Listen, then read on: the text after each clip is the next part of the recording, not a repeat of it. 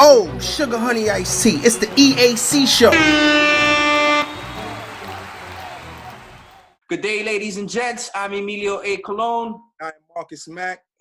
And welcome to the EAC Show, coming to you from sunny South Florida for episode 39. Marcus Mack, we got so much to talk about that happened this weekend, so many topics. I mean, we got The Last Dance, we got UFC 249, we got MLB talk. We got so much to cover on this show. Marcus, how was your weekend? It was pretty good, man. It was pretty good. Definitely everything from the knockout, the 20-second knockout. Ooh, we gonna get into that. The Last Dance. There was a few punches in the face that we heard about this weekend.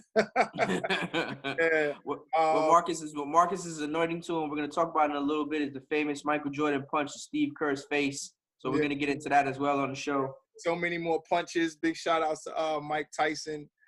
Listen, I want to talk about this every episode until he jumps back in the ring.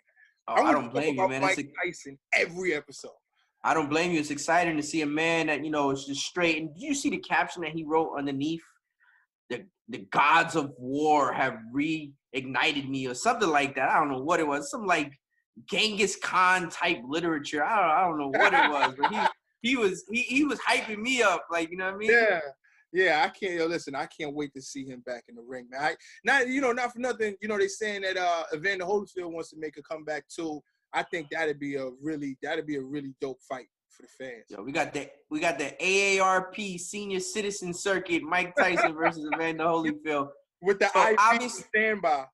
Right. So obviously we had The Last Dance last night, episodes 7 and 8, great episodes, basically telling everybody, giving them a little insight of, what Michael Jordan was really like. And what a lot of people are starting to really realize is he was pretty much an a-hole, you know what I mean? He was pretty much just, everything was about winning at all costs. And he wasn't there to, care about people's feelings or, he didn't give a damn about none of that. He wanted everybody to play at their max potential because he knew if they played at their max potential, which he demanded from them, no one was going to beat them. Feelings? Bro, you probably know about this story with Michael Jordan at his, it was like a charity, like a summer camp. Yeah. He wouldn't even let the kids win, bro.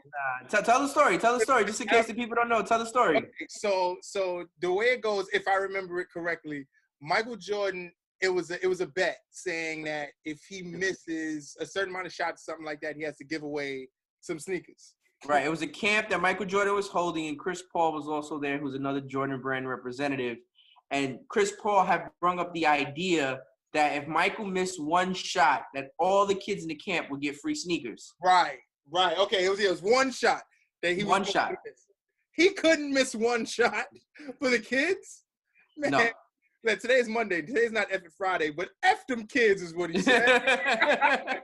It is our social media Monday episode, and we're definitely going to get into our social media topics after the promo. But in episode 7 and episode 8, we learned a lot. There was one part, Marcus Mack, where a lot of people on social media are upset because Michael Jordan started getting teary-eyed.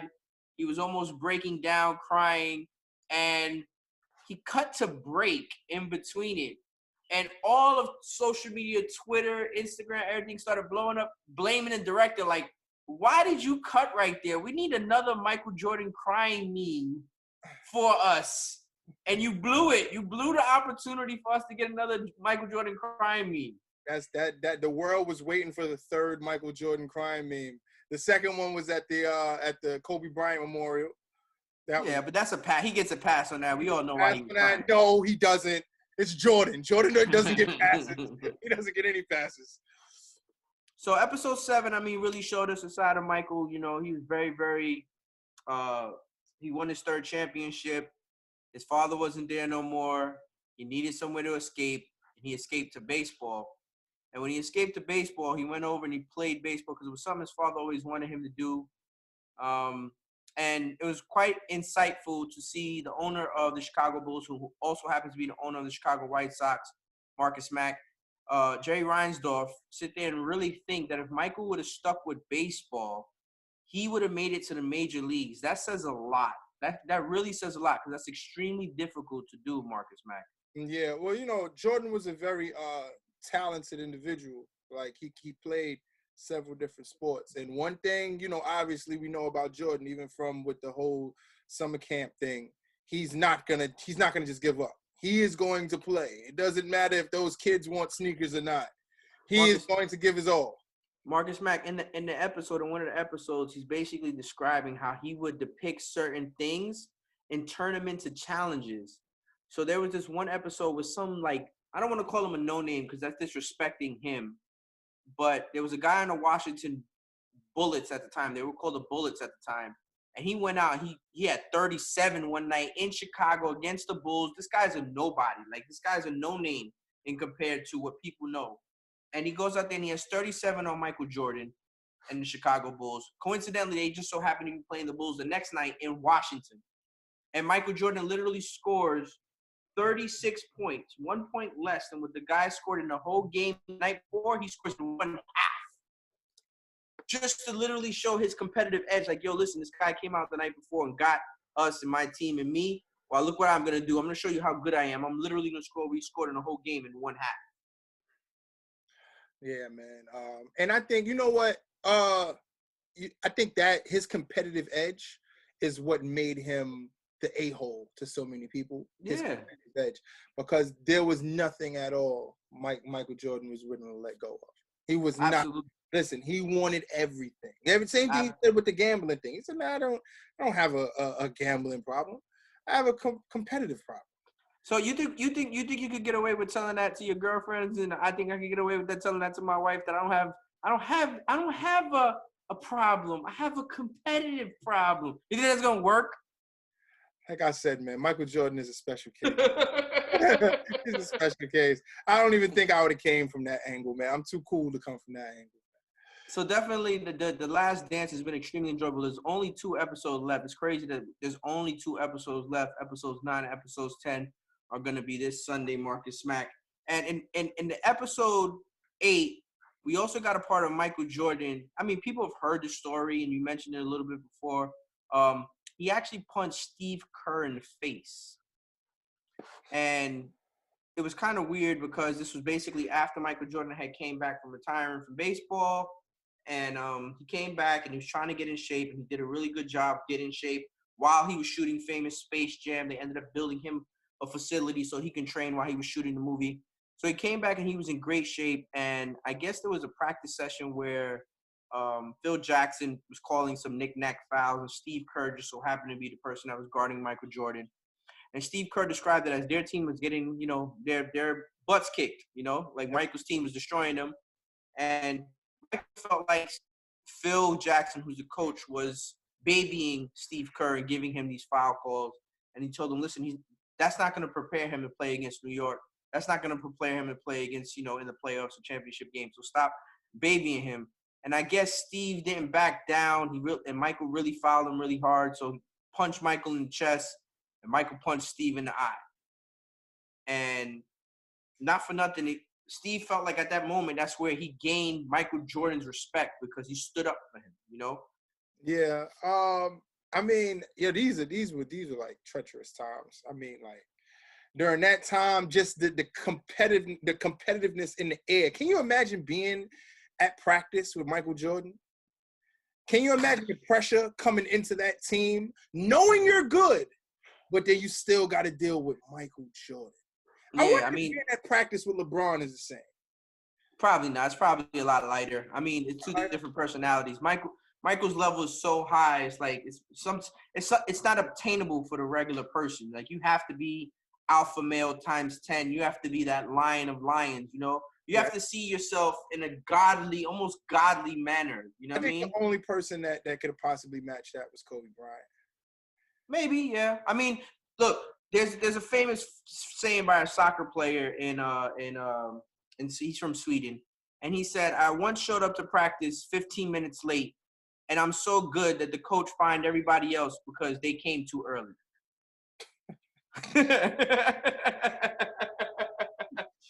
Amazing.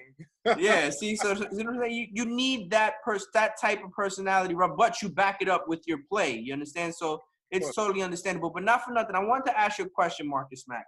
Talk to me. And you leading off a little bit of that Mike Tyson. This is a knockout EAC show because knockouts are all over the show from the start of the show to beginning the show, right? You posted on the EAC Show IG page, you posted a video of Mike Tyson looking amazing.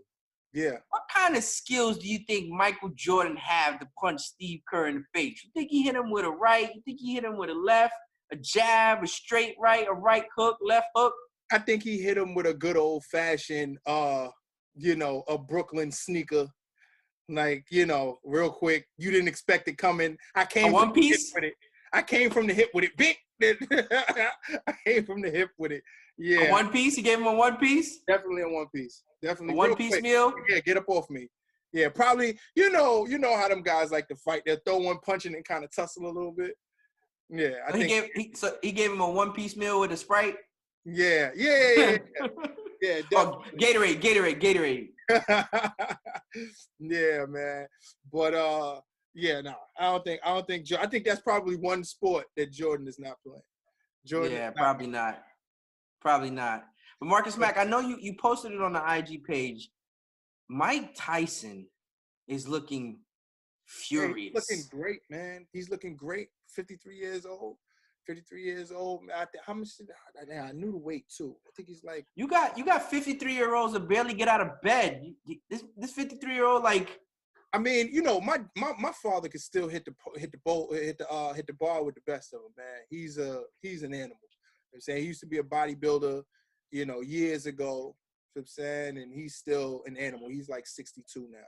So, I like to see them older guys that still have it because it let me know that when I reach that age, I can still do it.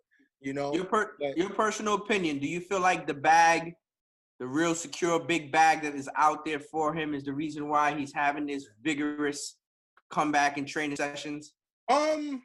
Like I said before, when a few episodes back, when I first started talking about Tyson, man, like as an individual, his mind is outstanding. I don't even think his brain is really set on the bag too much. Like we was talking about, a lot of that money was supposed to go to charity. You know what I'm saying? So, but not the 20 million. Not the 20 million. The million. That was the first one that came with the million. Yeah. Then Bare Knuckle offered him the 20 million. But he's still, some of that is gonna go to charity as well. So, I don't think his drive is for the bag. I think it's more because he has podcasts, he's out there. It's just one of those things like, hey, champ, man, you want to get back in the ring? With who? Who want to get in the ring with Mike Tyson? You know what I mean? Like, yeah. You know, I don't think it's for the bag, though. I think it's just, for the culture. For the culture. I feel for anybody that gets in that ring with that man, because that man looks ferocious right now. He looks impeccable, extraordinary, extravagant, malicious. I can't even come up with, like, I think I should literally go from the letter A all the way to the letter Z and just find words to describe how animalistic this man looks right now. I think what the real wow factor is the fact that he's 53. Yeah. And he's just coming out of nowhere with it. I would love to sit down with Tyson and ask him what was his driving factor. I hear you saying, is it the bag? Is it just he just felt like, getting one more good one in? Like Mayweather he wanted to get one more before he leaves undefeated. Right. What was his driving factor? I would love to find that out because Marcus Mack, you and I are gonna post as much Mike Tyson content because, like we said in the beginning of the show, we're gonna keep posting it until this fight actually happens. We're looking forward to seeing this man, and hopefully, it's longer than the 30 seconds that everybody in the past has seen Mike Tyson fight. Now, here's the thing, right? We even spoke about this for the last boxing match, heavyweight boxing match. Mike Tyson comes from the last era of really great heavyweight fighters. Yes. Because, these heavyweight fighters now, it's nothing like those in that era at all. I'm saying even with Mayweather retiring, I'm saying, who do you have now? You know what? You know who I really liked, and he just blew it for me, Adrian Broner. I mean, he blew it. He completely blew it. He just got into everything else. The money got to his head. He didn't really work on his craft. Right now, there's a lot of opportunities for a lot of people in boxing to make a name for themselves, but it's really, really exciting to see the legend coming back in Mike Tyson. So, Marcus Mack, this part of the show is brought to you by our sponsor, El Cubano Sandwich Shop, who've been with us since episode 1. Use the promo code EAC and receive discounts on online pickups or delivery orders. Enjoy a cafe con leche or natural pre-workout shot of that Cuban coffee to start your day. The daily lunch specials and their steak sandwich is next level. Once again, use the promo code EAC. That's elcubanosandwichshop.com or 954-906-5110. And remember, use the promo code EAC, and that's El Cubano Sandwich Shop in Coral Springs. Marcus Mack, we've already covered The Last Dance. We've already covered episode 7 and 8 of that. We covered some Mike Tyson talk and a little bit about his comeback. Now we got our social media Mondays. And on social media Mondays, we're going to have topic number 1, Marcus Mack. We're going to UFC 249. UFC 249. I mean, Marcus Mack. for those that are not watching and for those that are listening, Marcus Mack has his hand on his eye to imitate Nico's Price, literally his big hematoma, whatever you want to call it. It looked like a nugget or like a coconut. It looked like somebody took that side of his face and just kind of rumpled it up like a piece of paper and just put it back on his face. Nico Price lost to Vincent Lequit in the 3rd round. It was really, really ugly. It was a doctor stoppage. It was one of the preliminary fights. That was, it was extravagant to look at. It was crazy. And then we got, Greg Hardy, who defeated Dorgan de Castro, unanimous decision. Francis Nagui, I guess that's how you say his name. I apologize for saying his name incorrectly, versus Jar. It was a first-round knockout in Marcus Mack. It was 20 seconds. Yeah. Sounds like a Tyson match. Dude, I use the bathroom longer than that. Like 20 seconds? Yeah. It was ugly. Bunch of haymakers, one connected, and homie was asleep. He was out cold. Yeah, man. Yeah. Now, Marcus, I have to tell you this, and we both agreed. We didn't do the co-main event, but we did do the main event. So on the co-main event, I took Cruz. I was wrong. Henry won. And I took Ferguson, and Gaetha won. And I was wrong on that as well. So shout out to both Justin Gaetha and Henry Kudo. Kudo won. Kudo announced his retirement right after he won. Wow. Which was shocking. Wow. And I heard about Conor McGregor taking a shot at Gaetha. That's his name, Gaetha, right? Justin Gaetha. Justin Gaetha? Yeah. Well, how do you feel about that? Like, it's kind of mind-boggling to me. The man just won probably one of the biggest fights in his life, beating Tony Ferguson. He can't even enjoy his victory. You can't even enjoy it because you got McGregor just coming right after you, like. Arr. Yeah. Well, you know what? I don't think it was like it was abnormal because you want to go for the title, and Conor McGregor, he's the hype man anyways, so he's gonna come in and hey, yo, oh, you just got that? I need that right now. I need that right now. Marcus Mack, I mean, listen, I get the whole promotion stuff. I get it. Sometimes I don't know whether to separate, especially when it comes to MMA. I don't know when it comes to separating what's really like all part of the gag just to promote the fight or what's really personal. Some of this stuff is really personal. When you got Justin, questioning how he is as a father and as a husband and this, that, and like some of that stuff, like, your homie, leave that out there. We could make a fight and promote the hell out of it without some of the personal stuff. But MMA is a totally different, it's totally different realm when it comes to that. Yeah, well, I mean, as far as competition goes, they're going to dig up everything on your mama's illnesses. They're going to dig up everything, and anything they can do to get you off your noggin is what they're going to do. That's the whole thing. They do it in rap. They do it in politics. They do it show me my opponent. I'm going to dig up everything I can on him. I'm going to find out what was his best fight, his worst fight.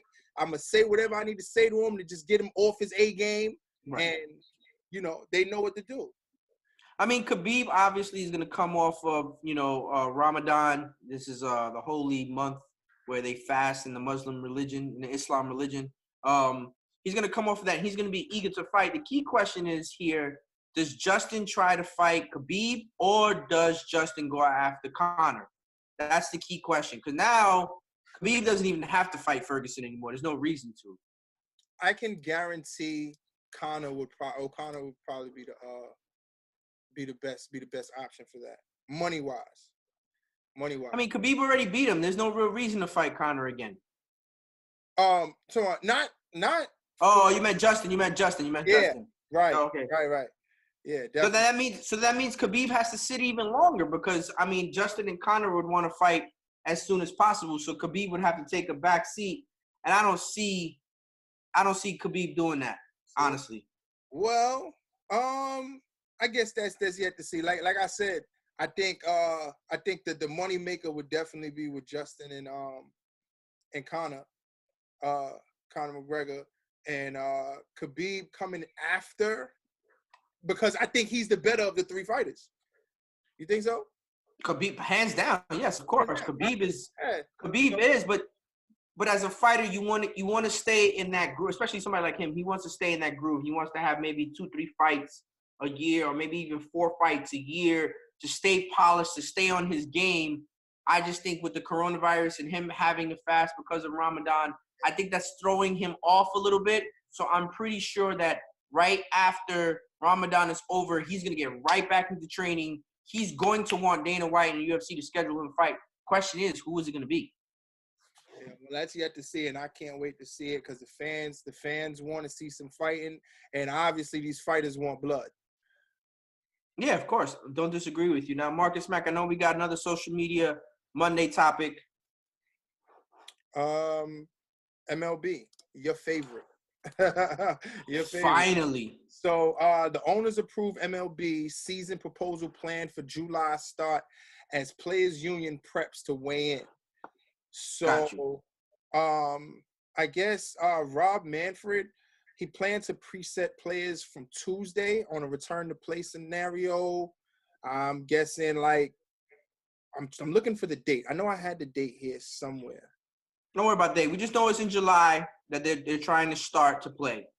Right. Marcus Mack, in every other sport, there's a cap, meaning you can't supersede this cap without paying a luxury to go over it. In baseball, there is no luxury cap. There is no salary cap. You literally can spend as much money on your team as you want. You can spend double, triple the amount and anybody else is spending. No one cares. Which is unlike any other sport, correct? No other sport has that. So the problem is, no other U.S. sport has that. The problem is that with this whole coronavirus thing, Marcus Mack, Major League Baseball didn't stop paying the players. They set aside $170 million when the coronavirus hit to give the players an allowance for the first 2 months. So the players are still receiving some type of money. They're not receiving all of their money, but they are receiving money. So, like, you know how in basketball they said, oh, these players are going to have to take a 25% cut, 50% cut. In baseball, that was absolutely, without question, never discussed. Baseball has the strongest players' union in the world, Marcus Mack. It defends their in the world. No, I mean, other places don't have what they have. Like, baseball owners make so much money that they know there's no point in trying to fight the players over anything. Like, it doesn't make sense. You understand? So that's why the players' union for baseball is so strong. So, like, in other sports, a certain portion of the revenue has to be split with the players. In baseball, that is not the case. In baseball, there is no percentage of revenue split with the players. It's just, just give me my money, you make yours, we straight, we don't got nothing to worry about, because baseball players get paid so much money. So is it safe to say that the MLB wasn't as affected as the other? 1,000%. 1,000%. So you don't think that this would change the way things are viewed business-wise for the MLB at all? This whole coronavirus? A little bit, but not that much, and I'll explain to you why. MLB put aside $30 million to start the season. I think you remember this, Marcus, man. We talked about it on a previous episode. To make sure all of the workers, the employees, the staff members were taken care of completely. That fund has not been depleted. So if you really think about it, what other sport has done that? No one. And but you know what too? When is the MLB season supposed to start normally? Normally starts in April, Marcus. Last week of March, first week of April. Okay. So if you really think about it, they already have missed probably like a month, maybe 5 weeks, almost 6 weeks of baseball. They've already missed. So now, do you think? I'm gonna ask you this: do you think with NBA being the season that kind of got stopped at a point where they was gonna make them the most money, do you think that the NBA was affected the most? Oh yeah, absolutely. Of course, absolutely. Basketball. It was the NBA, and then it was college sports. All of college sports was affected right underneath that. You know, you have spring sports in college that were completely wiped out. They didn't even play games at all, or they started playing games and then they had to stop. So college, it was NBA and then college sports. You got NHL, you got MLS. Those sports are still kind of like on the bottom is NFL, MLB. The NFL is the least effective because it's actually the NFL offseason, so it doesn't even affect the NFL. It doesn't affect that at all. It doesn't affect the NFL at all. But back to Major League Baseball. Major League Baseball is trying to figure out a way to at least play 82 games, which is pretty much almost like half the season. Play half the season, start, and go forward. The pullback, what's going to be the problem is the pullback is going to be what is fair to the players based off what has happened in the world. You understand? Because before, you don't have to pay the players half and half or a percentage of revenue. But now you might have to. And the key question is that is something that is never discussed in baseball. We don't discuss percentages when it comes to how much money I make. You understand, Marcus? Yeah. So in baseball, you make what you make. It's no problem. The Players Association definitely is fighting for them. I think we spoke about this in the pre-show, that they have the strongest Players Association in the world. Yeah, they do. They absolutely do. That's why you don't hear any baseball players other than the fact that they're concerned with the health and safety of their families and workers and stuff like that. Because the majority of baseball players are well taken care of. They're straight. You tell me how many stories you hear about baseball players going broke. Not many. Not many.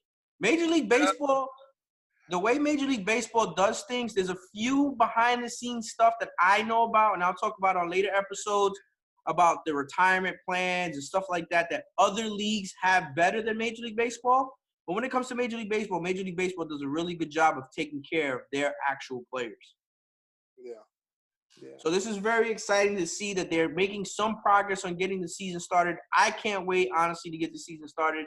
There's so many other people that want baseball. And I think baseball being America's pastime can now lead us into bringing sports officially back. Now, shout out to Dana White and them boys for starting UFC and getting something for us to really, really, really watch. Not to mention, he has another freaking UFC fight night in 2 days. So shout out to Dana White for putting that together. If there's anybody at all that's been fighting for their companies and fighting very hard, as far as what the public sees, it's Dana White, McMahon. Yeah, of course, absolutely. So shout out for Dana White for putting on UFC 249. He has UFC Fight Night in 2 more days, May 13th. So that's another couple fights that you're going to end up seeing as well. But to have one of the major sports actually on the cusp of making the decision on when they're going to come back is extremely, extremely important. I feel like Major League Baseball has a better idea of when they're going to come back than the NBA does. Well, yeah, they should, because the heat is on them right now. Like, they already missed how much time already. So, they have to get in. They have to get in. NBA still got some time before, they start another season. For you viewers that are not, for you listeners that are listening on the podcast and not watching on YouTube, Marcus Mack is in his Chicago Cubs fit, hat, jersey, and all. I'm pretty sure that's Rizzo on the back that you're repping. So, he wants to see some baseball too. Marcus Mack wants to see some baseball too. I'm so here for it. You know me. I put this up on the page, on the Instagram page the other day. I am not the biggest sports guy, but at this point, I can't wait for something. Real, man. So listen, this is going to conclude episode 39. Make sure you check us out episode 40 of the EAC Show. Marcus Smack, I appreciate you. Fans, please like, subscribe, comment on all social media platforms. Make sure you listen to us on YouTube. Like, comment, and subscribe on there. Hit the notification button to stay up to date with all of the new episodes for us. We'll check you out episode 40. Marcus Smack, I appreciate you. And this is the EAC Show closing out from sunny South Florida. Make sure you check us out episode 40. Appreciate you guys. Oh, sugar honey iced tea. It's the EAC Show.